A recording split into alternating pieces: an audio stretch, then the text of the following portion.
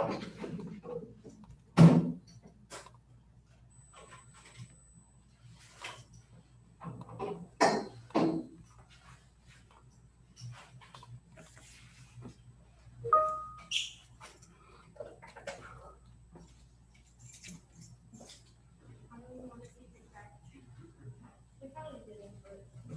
don't think so, but. It should have, like, you dropped it.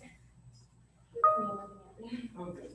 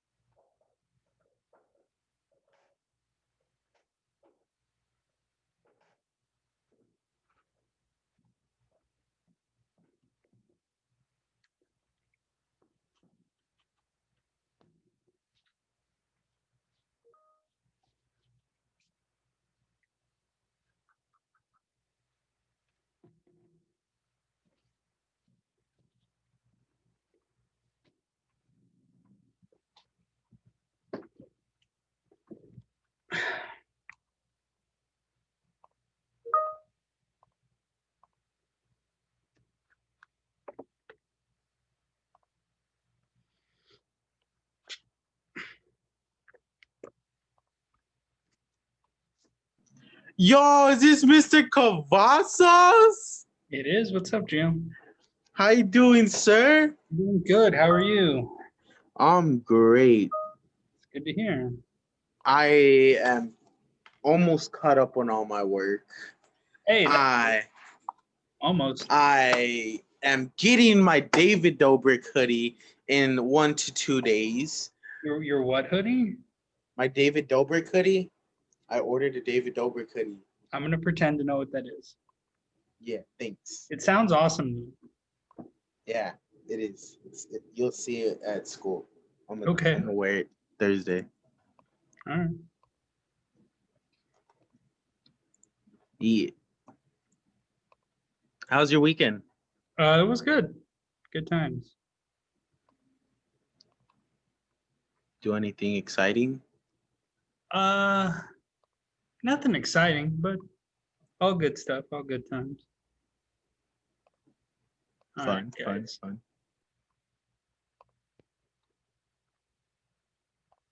Let's see.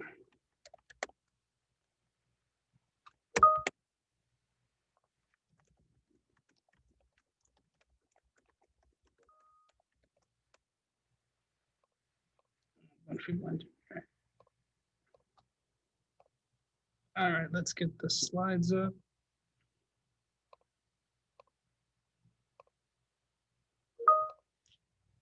All right, guys, as you're coming in, the slides are now up on the board. You're going to go ahead and start. I'll give you about a minute and a half to get down the objective and the key terms. The last key term, benevolent empire, you do not need it. We're not going to talk about that today. We'll talk about it later. So for this, just ignore that one. But the other ones we are going to talk about. So about 2 minutes and change.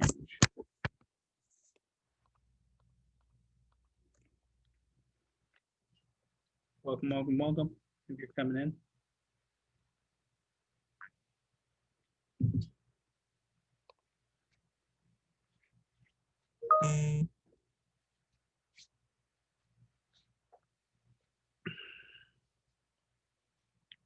About 2 minutes left, so you can get the new key terms and the new objective.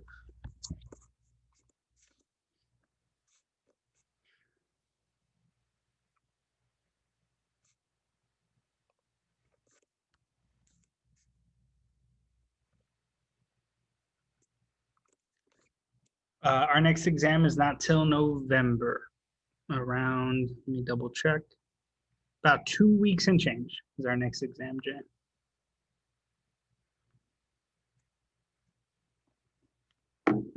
So those of you that did your LEQ practice, that's awesome. I have them already. If you haven't done it and you still want to turn it in, it'll be late, but late's better than not at all.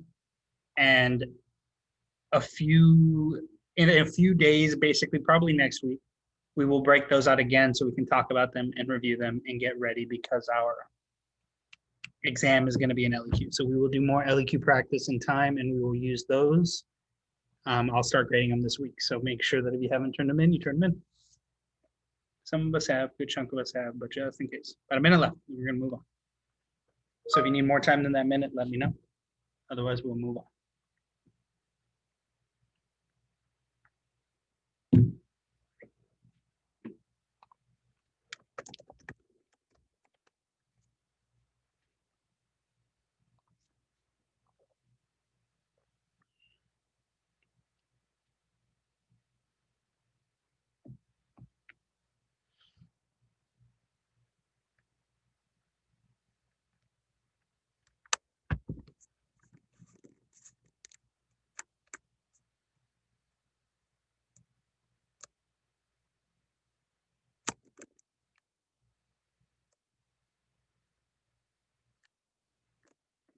All right. So let's go ahead and get started. We are talking about American society in the 1800s and the Second Great Awakening. So objective, how the new culture developed, the new being new for the 1800s and the Second Great Awakening. First key point is up. From 1800 to 1848, there's a new type of American society that is going to form. based on European influences, American elements, and regional cultures. This will influence art, literature, philosophy, and even architecture. And we're going to talk about that in a second. So I'll give you about 2 minutes for this key point. It's a big one.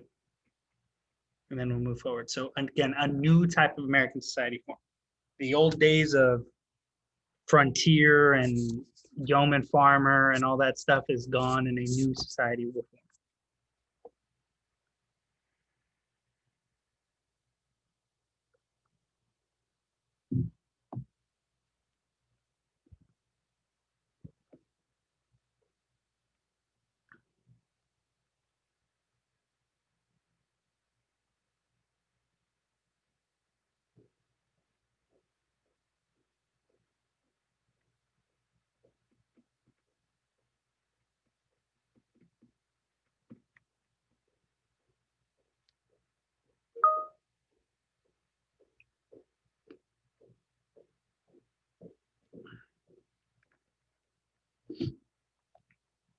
About a minute left on the clock.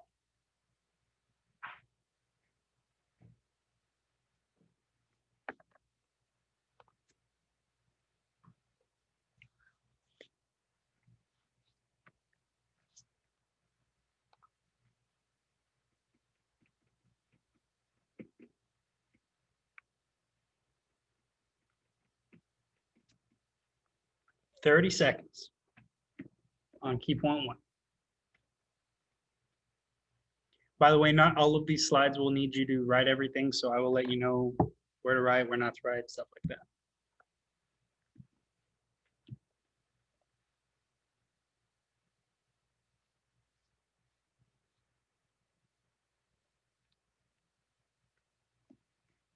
All right, let's move forward. So, nothing to write here. This is the portrait of the traditional American lifestyle, Reverend John Atwood and his family. What are some things we notice? Take the next 30 seconds and then in the chat box, just nuke it. What do you notice about the people, about the painting, about the background, what they're holding, anything? What are you noticing? 30 seconds on the clock. I should see everybody responding with something. You notice something. What do we got? This is the ideal. I don't want to say ideal, but this is a very specific type of American family. Modernized clothing. The clothing's good. Yeah, they're wearing like suits and stuff, right? They're dressed nice. They're wearing what looks to be attainable modern clothes. What else do we notice? It's a good one. Like the obvious stuff, guys, be obvious. What do you see? Look at the house. Look at the people. Children, knowledgeable. What makes you say knowledgeable? Fancy, maybe a European style. Good assumption. Knowledgeable is a good term. Why knowledgeable? What are they doing? Or what are they all holding? The book, right? A book. They're reading books. Yeah.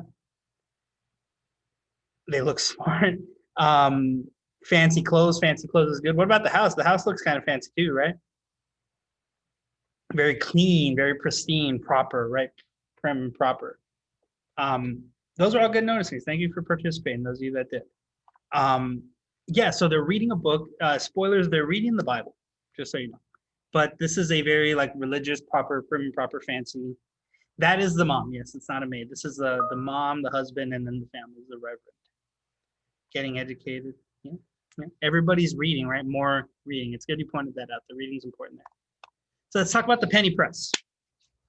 The penny press is the first steam-powered printing press. It's a machine. It doesn't need someone to manually crank it and move it together. It's cheap and affordable.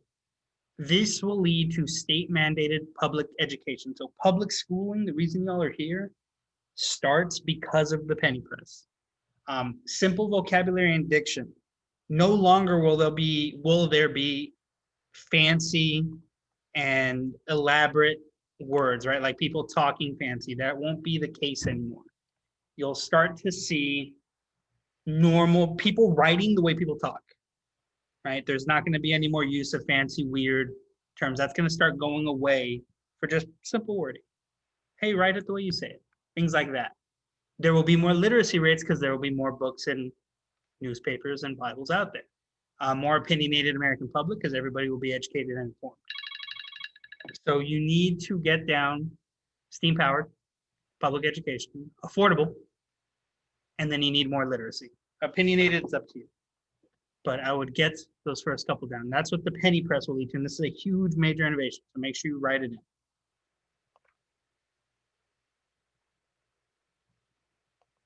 So I'll give you about a minute and a half. That one's a short one. But you need the penny press. It is super important. Who wants to guess what's one of the first books everybody's going to start printing when you can print books like wild?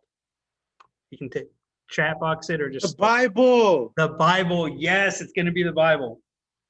Everybody's going to start printing Bibles, and there's a reason why there's going to be a second great awakening. We're going to get into all of that today. We're not going to get into what it leads to, but we're going to get into the awakening itself. They're all good. Yeah, Bible.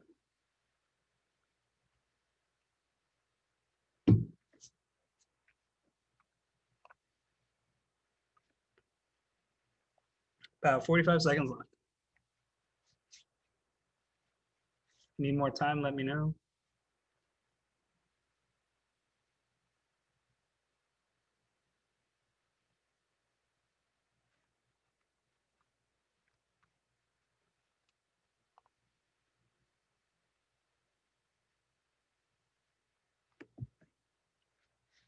Penny press.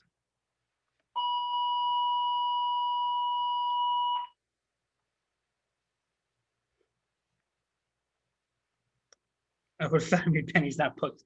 No, it's called a penny press because it makes the stuff that it prints cheap and available. I thought you were in a gas mask. I wasn't gonna call it out, but I was like, "Is that a gas mask?" It looked like one. But yeah, so that's why it's a penny press because it made books and newspapers affordable. Because back in the day, it's not that they weren't available in a lot of cases, but it took a lot of work to print a book so that it wasn't something everybody could get.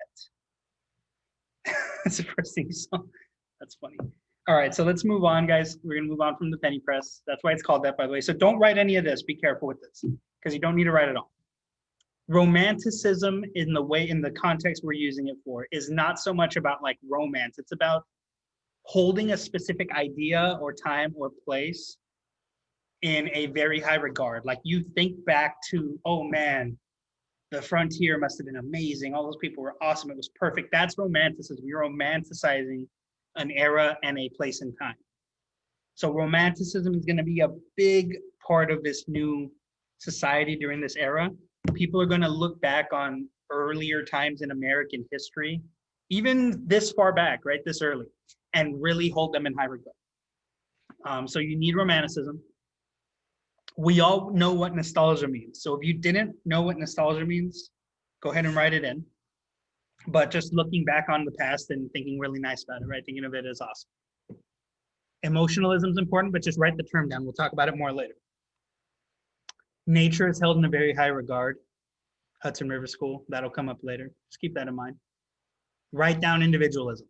An individual spirit instead of a group thinking mentality. This is something that still affects Americans today. And then myth, folklore, spiritualism, you don't really need those.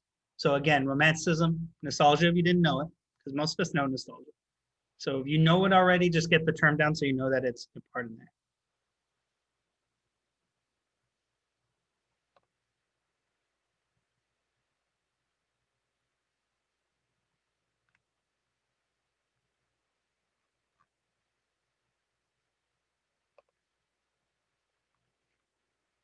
Devin, that is not a, where do you get that from?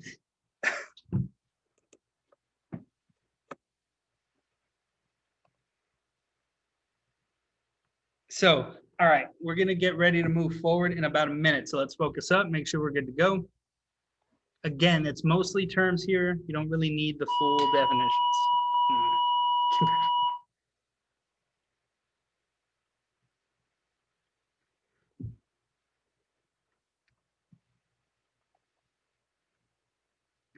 All right, about 30 seconds left.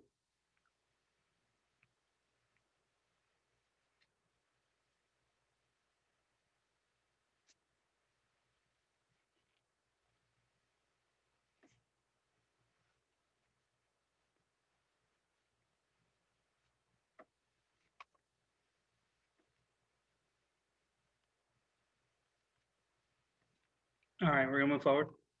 So the Hudson River School. This is important. This is a term you need this full slide. Listen to me very carefully, very, very, very carefully, because it happens every year, and I want this to be the first year it doesn't happen. The Hudson River School is not a school. It's not a place. It's a school of thought. It is a style. It is an idea. It's an art style. So the Hudson River School is an art style. It is not a literal school. Nobody in the FRQs write Hudson River School or people went to the Hudson River. It's not a school. It's not a place. It's a style. Every time I read somebody referring to the Hudson River School as an actual school, I die a little inside. So don't do that. The Hudson River School is a style of art that features landscapes and geography as the main point. Very rarely are there people involved, but there's people every now and then. But for the most part, it's this. So like that painting is also a Hudson River School painting, and so is this one. So just keep that in mind. I'll give you a minute and a half for the term. Style of art that took hold in the US. Kind of, yeah. So you're not the first person to say like, is it kind of like the Bob Ross stuff? But pretty much, if it's landscapes, it's a Hudson River School thing. That's where this starts. Right. So landscape focus, less about people. In fact, it's very rare. I think we find that these are the only two Hudson River School portraits that even have people in them. Like they're very rare, and usually they're just in there somewhere. Like I wouldn't know the term, but like in the background. Like they're not the main points of it.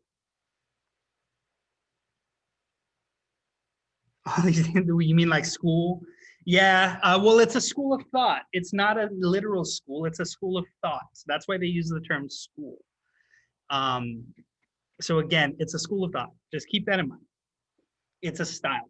Honestly, you got to write Hudson River School because you got to refer to it as that.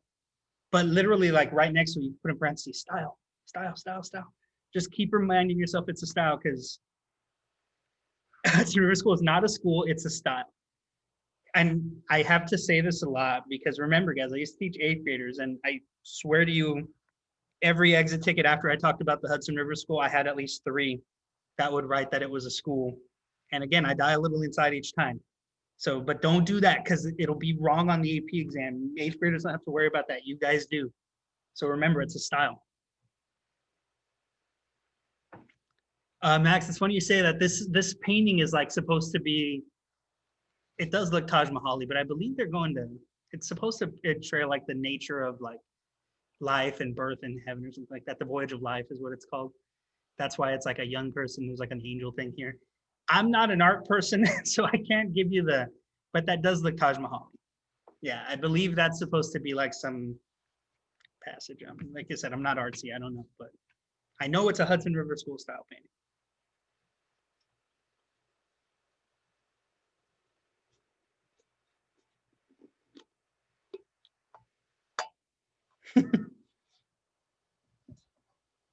That was a long time ago and you didn't need to write for history. Oh, but history writing is fun.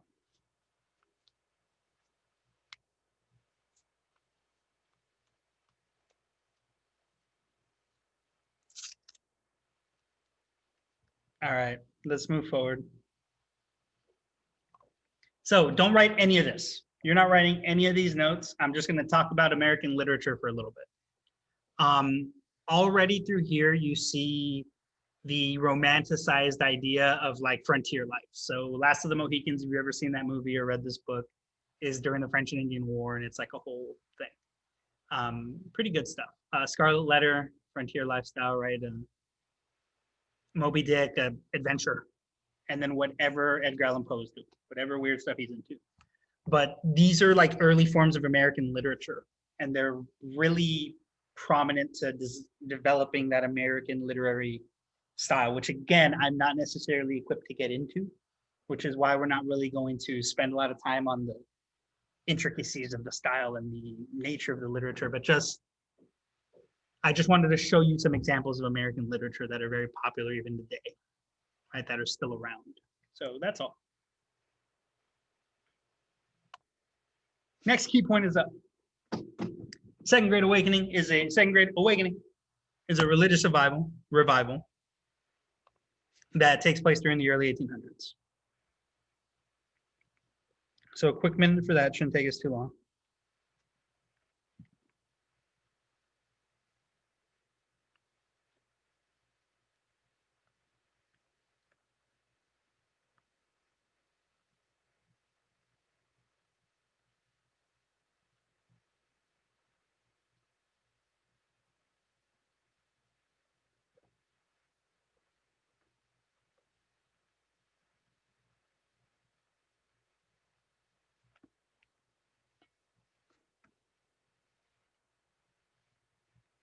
About 20 more seconds and then we'll move on.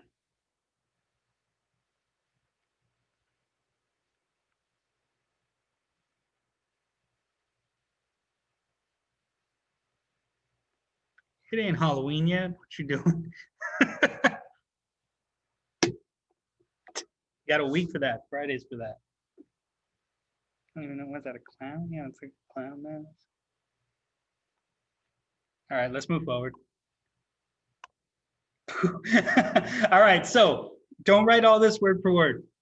Don't write it all word for word. But what you need, Protestant revival, you need that term, right? I would get the dates. Salvation for all is important.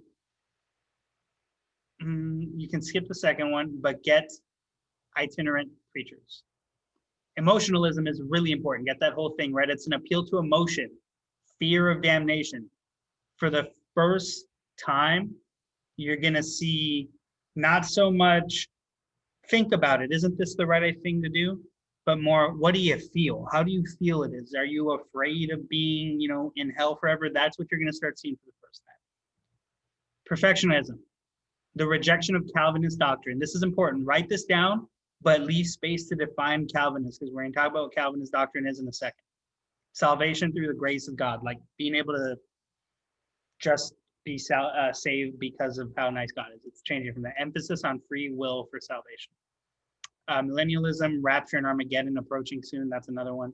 Rejection of enlightenment principles. So you need most of it, but again, there's little bits of it you can skip. I'm going to give you about 2.5 minutes to write this down, and then I will talk about it. So I don't want to talk about it yet. I'm giving you time to write it down. So make sure you get it all down, and then we'll talk about it.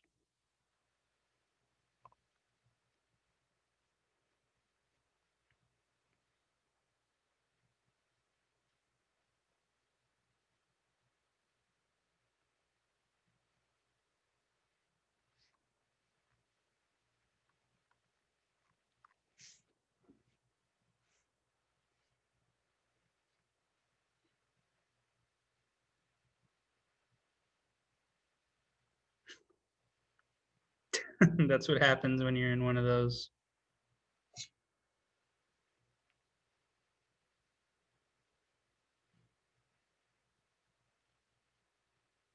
About a minute and change. Make sure you got your notes for this section down. It's a lot. This is probably the most on any slide. So make sure you got them down because you will need them. This is the second great awakening. This is where it starts. This is what's going to happen on one slide, and then we're going to get into the details a little later on. Devin, you shouldn't slam your nose in the keyboard. It's not healthy for you. Really, Roman? Really? You shouldn't listen to that type of advice.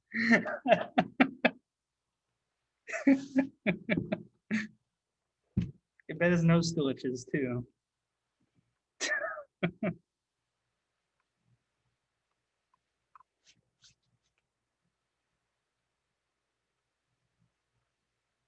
About a minute left. Make sure you got this down.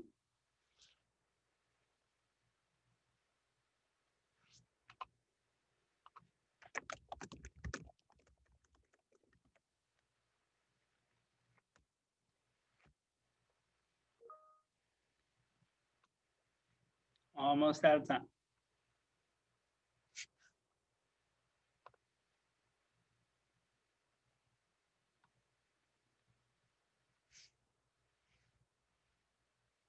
All right, let's move forward.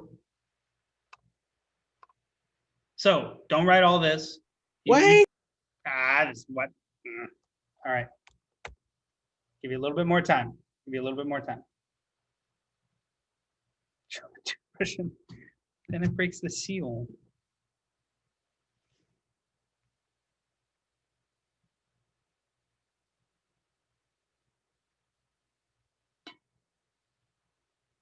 Joshua tape. About 20 more seconds. Then we're gonna move on. Make sure you have this slide down. If you're fooling around in chat, I'm gonna assume it's because you're done with notes for the slide.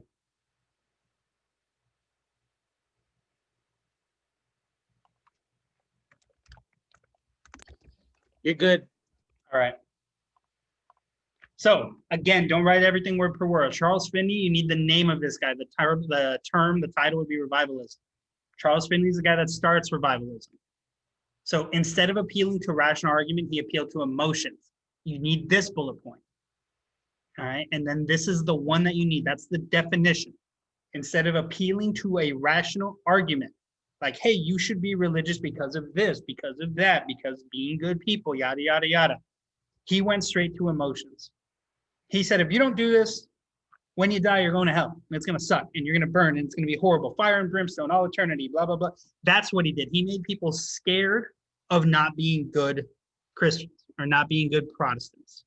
That was his whole setup, his whole system, his whole idea. And in doing that, he convinced a lot of people to follow him. SGA is Second Great Awakening. Revivalism. The term here would be revivalism.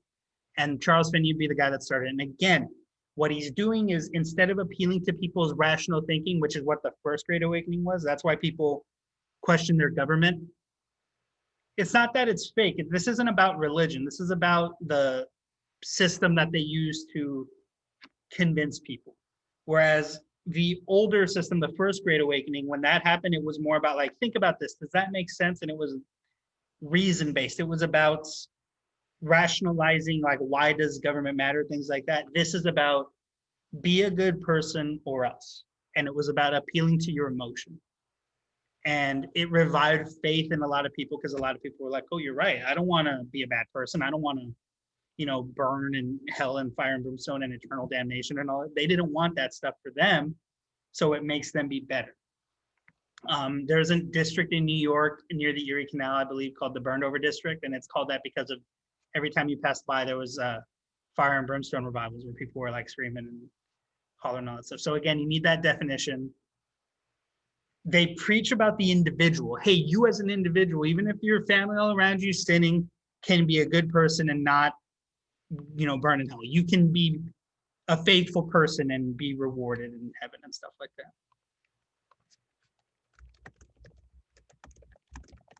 So I'll leave this up for about a minute and a half. Again, you don't need it all. You need the first one, right? The second bullet point right here, you need the name. And just know that it has to do with the individual being saved through faith and hard work. The individual gets to be saved.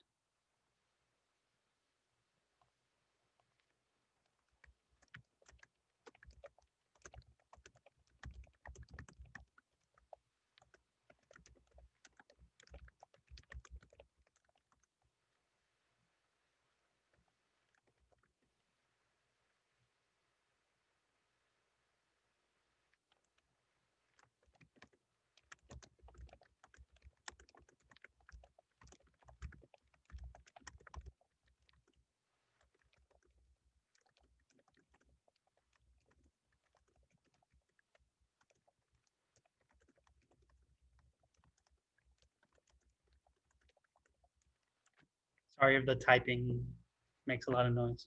I didn't bring my microphone headset thing.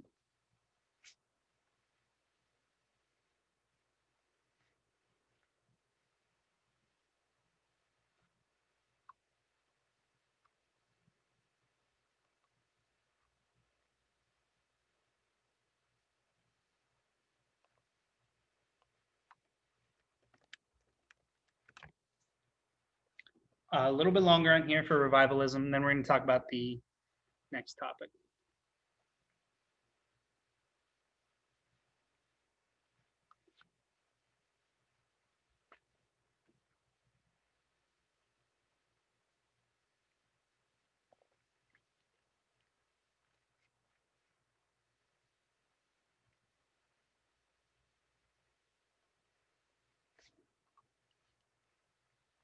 Hey, people are turning in their LEQs. Awesome. Thank you, guys. Let's make sure you have your notes too if you're turning those in. All right, let's move on. Anybody need more time? Yes or no, really quick?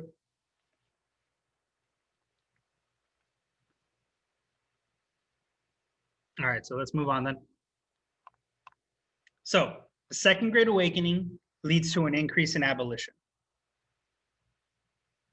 Write that down, that happens. Now, what I want you to do is for the next 30 seconds, don't press enter, but in the chat box, tell me why. Don't press enter yet, but I'm gonna give you 45 seconds. Why do you think the Second Great Awakening leads to more abolition? I don't care if you're right or if you're wrong. There's no right or wrong answer. Well, there is a right answer, but you know what I mean. But take your best guess. Why do you think the Second Great Awakening will lead to more abolition? Because it will.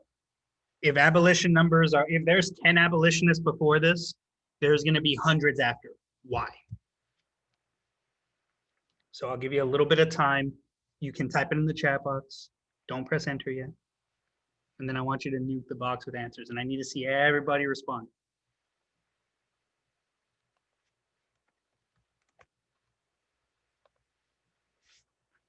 A little bit longer.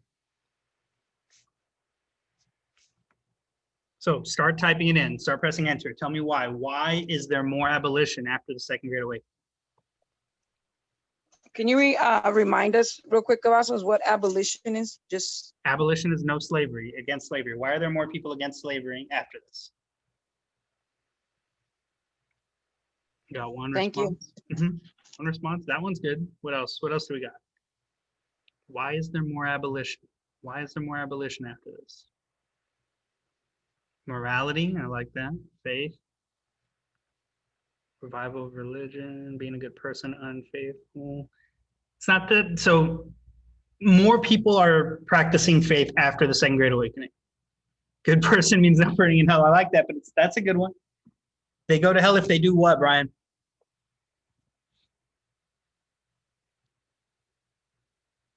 Is my abolition, perfectionism, emotionalism?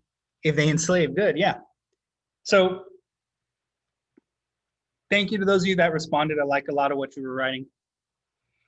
Early on, there are very few abolitionists out there, and most of them are doing it for the reason you would think they'd be doing it, right? Hey, slavery is wrong. But as the Second Great Awakening starts happening, and more people, especially Northerners, right? Because I remember we're talking about this happens in New York, especially people in like the middle and northern colonies where there is no slavery. When they start finding out about what slavery is and how bad it is and what actually happens, they start to react differently, negatively. Hey, this is bad. You can't do this. Some of the most prolific abolitionists of all, like the Grimke's and stuff, will do it from the point of view of, hey, we're doing something that is a sin and we need to fix it. We need to end it to save our souls. And that's, as I don't want to paint abolitionists in a bad picture because they were not bad people, even though a lot of them start doing it for their soul salvation, right? But that is a part of it. And Joe and Jill, factory worker, who have no connection to slavery, will start to actively be against slavery, not because they know what's going on and because they think it's wrong, but because they know it's a sin and they don't want to sin. And that will lead to more and more abolition, which will lead to more and more anti-slavery rhetoric, which will lead to the Civil War. So you don't need to write anything on this slide.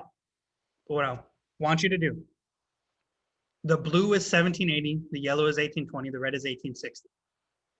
In all of these, except for two, which years have the biggest jump? And you can just type them out when you see it. The jump from what year to what year is the biggest in all of them except two. And those two are the only not big because they're oldest. So which year jump is the biggest? From which color to which color? In all of them except for two. Those two are Methodist and Baptist.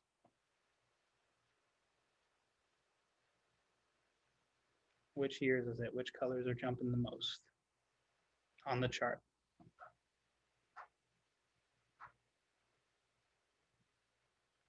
Nothing? Yellow to red, yeah. Yeah, Isaac, it's yellow to red. No, well, Catholic makes the biggest jump, but overall, yellow to red is jumping the most in every one except for Baptist and except for Methodist because they're the oldest. So Catholic, huge jump, right? But Congregational is a big jump. All of these Lutherans, German Reformed, everybody jumps, yeah. yellow to red in the most, right? From 1820 to 1860. This is the like meat of the Second Great Awakening and the reform movements that will come because of it. So you see more and more people turning to different forms of religion, not so much these. And even these jump a lot, by the way, look from almost 3,000 to 12,000. So even these have huge jumps, but still it's nowhere near. Sorry if I said that bad, that's my fault, guys, if I worded that incorrectly. So here is some new religious beliefs, I'm sorry, that are gonna sprout up during this era, and they will come back in a big way later.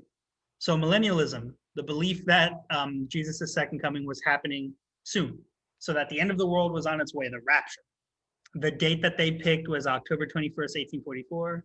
Nothing happened, but the Millerites continued as Seventh-day Adventists. So millennialism, you just need to know that it's so you do, but paraphrase. So for millennialists, you need to know that it's a religious group that felt the world was going to end. And so they were acting as so.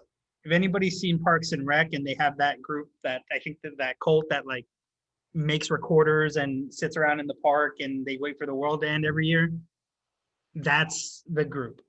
That's who they're mocking. They're mocking this group. This is a real group. They're like, hey, the world's gonna end on October 21st.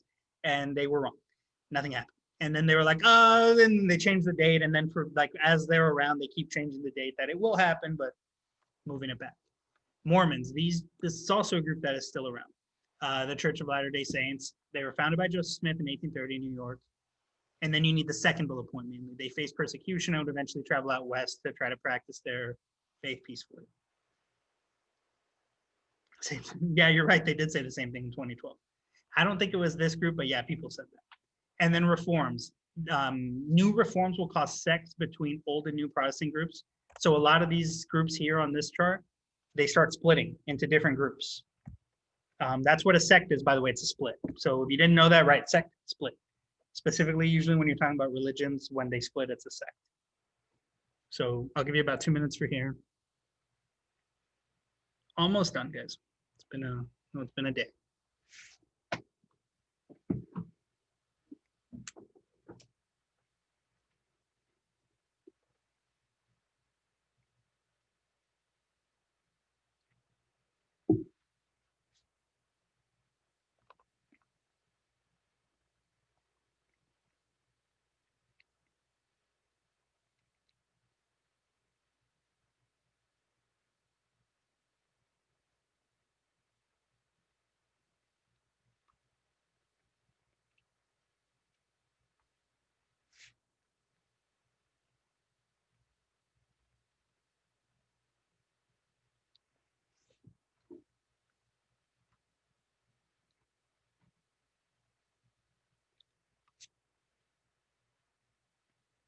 About 40 seconds left. Need more time than that? Let me know.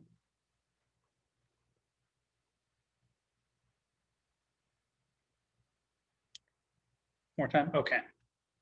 Mormons, Zach, they're a Protestant group, so they're a type of Christian.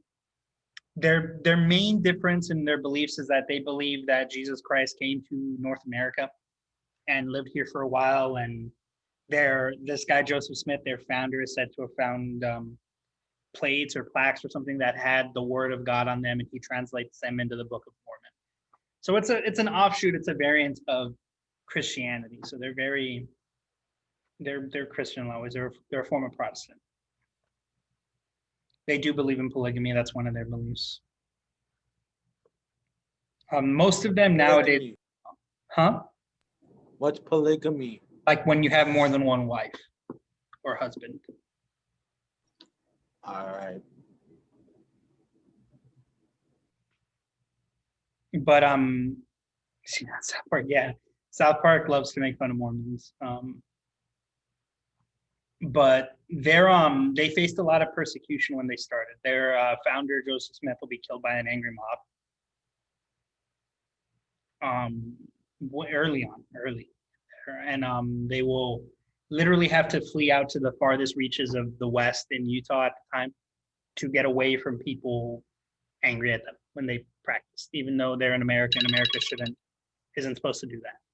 So, and that was pretty recent. So it's just something to keep in mind. They faced a lot of persecution. More time? Okay. Leave you a little more time. But we'll do another 45 seconds. They do. A lot of Mormons are still in Utah. They're all over now, right? There's some everywhere. But the vast majority in like not the capital, but like the main hub of their church and all that is still in Utah. Salt Lake City, not Salt Lake City, but it's in Utah. Actually, it might be in Salt Lake City. But there's still very much a lot of Mormons in Utah.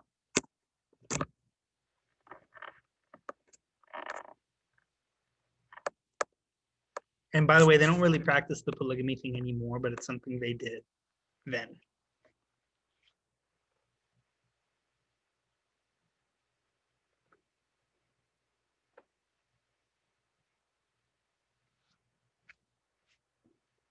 All right, I'm gonna move on now. If anybody needs more time, let me know.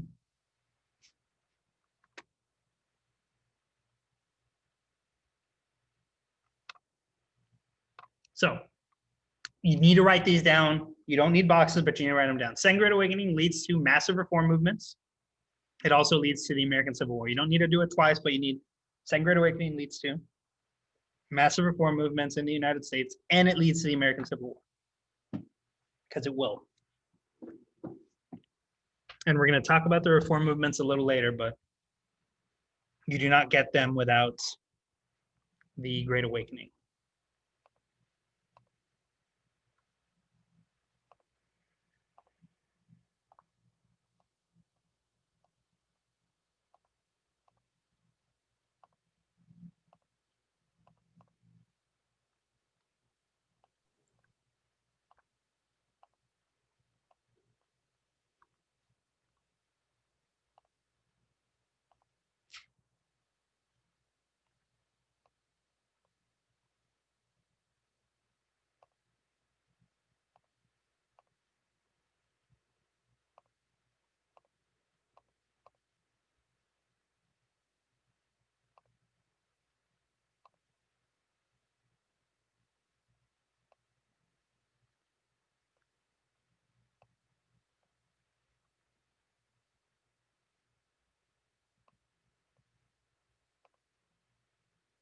We're not in the Civil War yet. We'll talk about the Civil War a little later and who fought in it.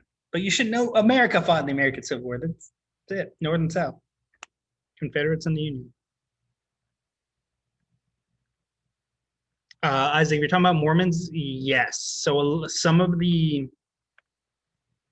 I'm gonna be careful with my stuff because I'm not exactly sure, but am I understanding this correctly? My understanding of it is a lot of the state laws in Utah that are very strict about certain things, like a lot of that is influenced, like alcohol and other things, it's influenced by Mormons. And it's more than just alcohol, but off the top of my head, I couldn't tell you because I don't live in Utah. But a lot of it's there. Yeah, like taboos, exactly. Like there's a lot of things that it's like, oh, we don't really do that stuff. That is on the books. Kind of like how in Texas, there's a lot of like crazy wild cowboy law, right? Like how you steal a horse, you can still be hung. It's the same thing in Utah, but it's more about like what Mormons believe versus what they were against. And that's a good term that use like the taboos to a Mormon is kind of illegal in Utah. So in some instances. Like, for example, you can't serve alcohol in a place that doesn't also serve food. Some of ours, it's true though, that's still on the books in Texas. That is still a state law in Texas. Horse theft is still a hangable offense because of how constitutions work. Yeah, in Texas, in the state of Texas, if you steal a horse, you can be hung. I think it's the only thing left that you can still be hung for. And like nobody will be, you can't do that. Like, I mean, people will say that, but it's in the laws, it's in the rule book. Texas has a couple of weird ones like that. One of these days when we start talking about state constitutions, we'll talk about all the weird state laws. We will talk about weird state laws one of these days because they're not on the test, but it is there's a lot of cool weird ones. And when we get into the Constitution, when we get more into that stuff later on, we'll talk about it. But we don't have time for it right now. Okay, hold up. Let me make sure that. Okay, so yep, just like I thought. All right, so let's get into the exit ticket. It is already in Google Classroom. This is a throwback exit ticket. It is just an SAQ you type into. I'm going to test this. Gio, don't steal a horse. It's not Yeah, gonna go well. Don't get hung, Gio, by that with that awesome hair you have. for Yeah, stealing a horse. don't get hung for stealing a horse. Please Yo, don't do my that. parents are making me cut it soon. I don't know how soon though. It's gonna be like It'll in the go back. next month or so. You'll be all right. You'll be all right. I'll get on camera just to show Mr. Cavazos.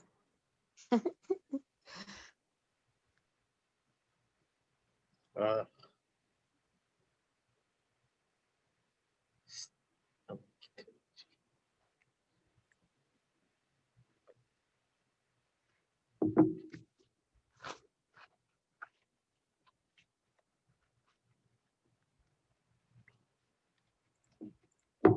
so we did the exit ticket, right? Yeah, that's it. Once you're due with the exit ticket, you guys are done. This is a throwback one. It's an easy one, short. And it's already in Google Classroom. Just answer it into the, just one SAQ, answer it into the box and then submit it and you're good to go.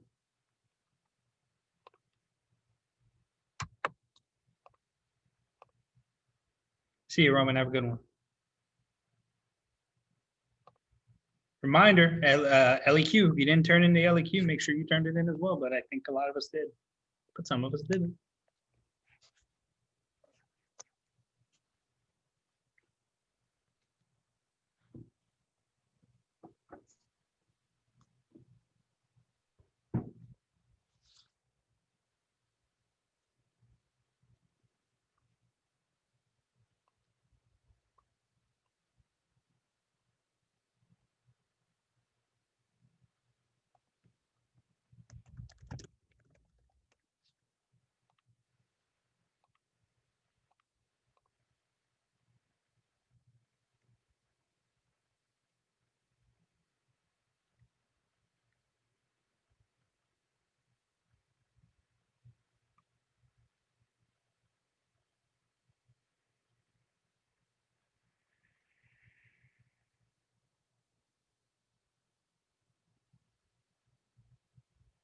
I did not know that, Isaac. That is a interesting fact.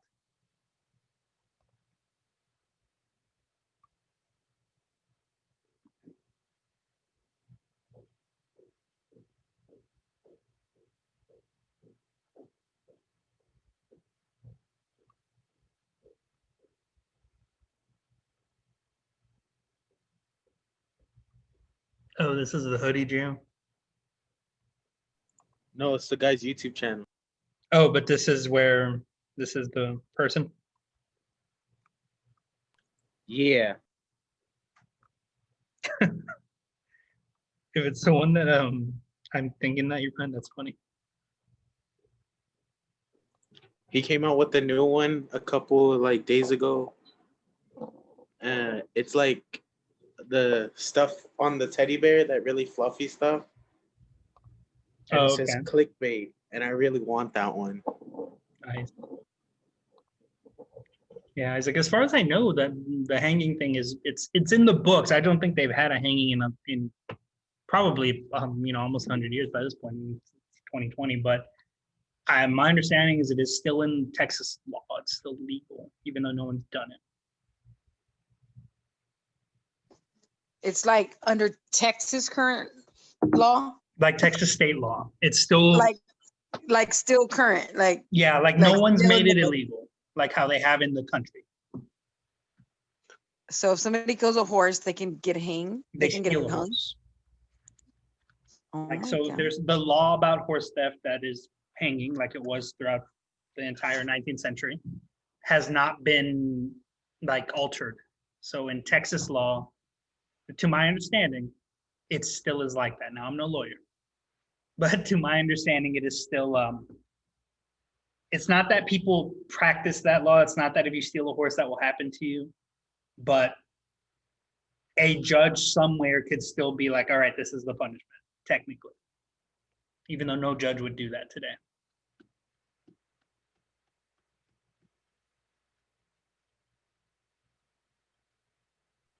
I'm sure it was just forgotten about at some point. Yeah, it's just in the background. So if you're gonna steal a horse, make it worth your while. Like get one of them Budweiser horses or something, you know? Yeah, who knows? Deal. If you're gonna do it, go out with the bang, man. Get a Budweiser horse or something. You know, that might be true. It might have never been in the books, but it's just something people did. You're not wrong. I would have to really look into the Texas Constitution and see what it says. Because that's where it would be. It would be somewhere in Texas law like that, because it's a state. It's one of those weird state ones. The Wells Fargo. Wells Fargo was around back then. I've heard where they forget, you know what I mean? They forget to update or change a law until it, like they run upon it or they come across it and then they're like, oh, wow, like it doesn't even apply anymore. And they, Yeah, like in Washington State, because of gold rush stuff, you can get in a fist fight and declare it and the police can't interfere. Like if you both declare to be in a fist fight and then the police just have to sit there and wait or something like that. That's one of those gold rush towns though, so. There's you can say, I'm gonna fight him right now. Yeah, like, hey, we're gonna have a fight, and then the police can't interfere. That's why in some of the, like when some of the violence would break out in towns like that, there's fights and the cops are waiting because they can't like stop the fight or something like that. That's crazy. But again, this is a whole rabbit hole that I will spend some time to fix, and we'll talk about it at some point so we could have some fun with weird state laws, but there's a bunch of them. There's a bunch of them in different, and it depends on how the state was founded. Cool. All right, well, I'm gonna go ahead and log off, Mr. Cavazos. Yep, They already you're get the good. ticket. Let me know if I need to help you to get any, you know, to complete your exit tickets. Okay, I can do that. Just let me know. all right, thank you. All righty, I'll see y'all. Bye. Yep. Bye, everyone. All right, guys, if there's no more questions, I'm gonna go ahead and end the call.